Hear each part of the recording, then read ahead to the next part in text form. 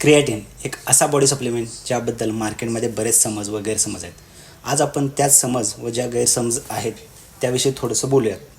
तर क्रिएटिन हा तुमच्या शरीरामध्ये नैसर्गिकरित्या तयार होणारा एक कंपाऊंड आहे, जो की तुमच्या स्नायूंना म्हणजेच मसल्सना अधिक बळकटी देण्याचं काम करतो. तसेच क्रिएटिन कंझ्युम केल्यामुळे तुम्ही अधिक ॲक्टिव्हली वर्कआउट करू शकता आणि क्रिएटिनमुळे तुमची मसल रिकव्हरीही फास्ट होते. क्रिएटिन हा जगातील सर्वात जास्त रिसर्च केलेला सप्लिमेंट आहे आणि योग्य प्रमाणात घेतल्यास त्याचे कोणतेही दुष्परिणाम नाहीत असं सायंटिफिक रिसर्च सांगतं. आता आपण क्रिएटिनविषयी मार्केटमध्ये जे गैरसमज आहेत या विषयावर बोलूया.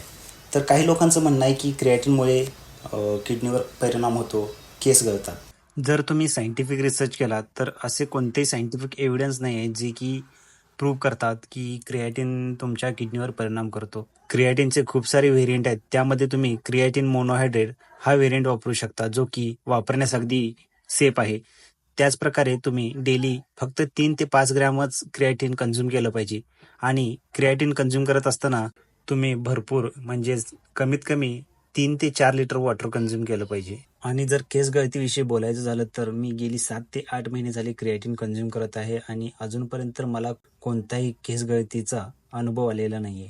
यावरून आपल्याला असा निष्कर्ष काढता येईल की क्रिएटिन डेली वापरासाठी योग्य आहे आणि त्याचे कोणतेही साईड इफेक्ट नाहीत जर ते तुम्ही योग्य प्रमाणात वापरले.